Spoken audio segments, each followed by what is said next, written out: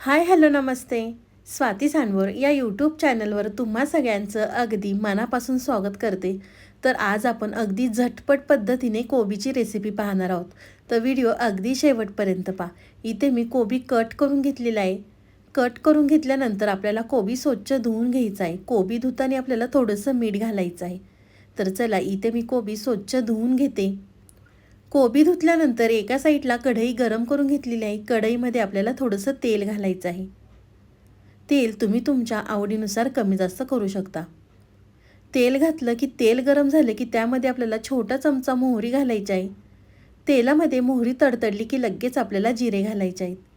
जिरे मोहरी तडतडल्यानंतर त्यामध्ये आपल्याला कढीपत्ता घालायचा आहे. कढीपत्ता तेलामध्ये तडतडला की त्यानंतर इथे मी 3 ते 4 मिरच्या बारीक कट करून घेतल्या होत्या. तर आपल्याला मिरच्या तेलावरती छान आधी व्यवस्थित तळून घ्यायच्या आहेत, म्हणजे मिरच्यांचा तिखटपणा कमी होतो. तेलावरती मिरच्या तळल्या की त्यानंतर आपल्याला अर्धा चमचा हिंग घालायचा आहे. हिंग घातल्यानंतर इथे मी छोट्या आकाराचा टोमॅटो बारीक कट करून घेतला होता.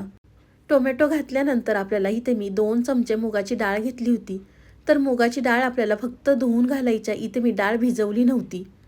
तर टोमॅटो आणि डाळ घातल्यानंतर आपल्याला तेलावर 1 मिनिटभर परतवून घ्यायचं आहे.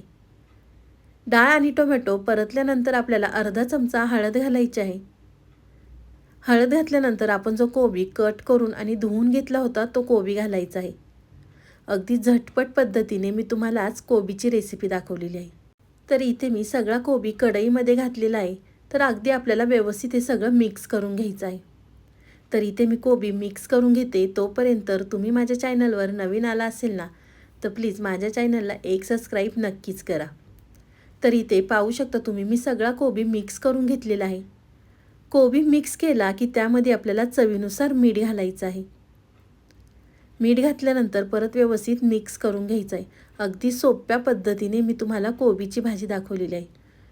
तुम्ही तुमच्या पद्धतीने कोबीची भाजी बनवतच असताल, पण एकदा माझ्या पद्धतीने बनवून पहा. अगदी मस्त चवीची कोबीची भाजी तयार होते.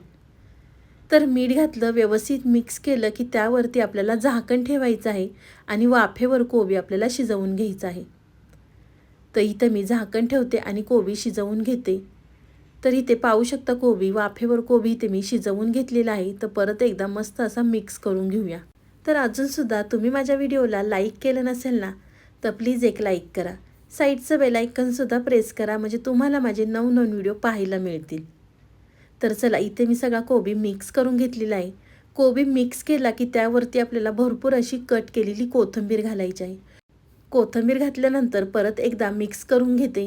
तुम्हालाही माझी आजची रेसिपी कशी वाटली ती मला नक्कीच कमेंट करून कळवा. व्हिडिओ आवडला तर व्हिडिओला लाईक, कमेंट, सबस्क्राईब करायला विसरू नका. तुम्ही माझा व्हिडिओ कोणत्या शहरातनं पाहता ते सुद्धा मला कमेंट करून नक्कीच कळवा. तर चला, तुम्ही माझा संपूर्ण व्हिडिओ पाहिल्याबद्दल थँक्यू सो मच. पुन्हा भेटूया असाच एक छानसा व्हिडिओ घेऊन. तोपर्यंत बाय.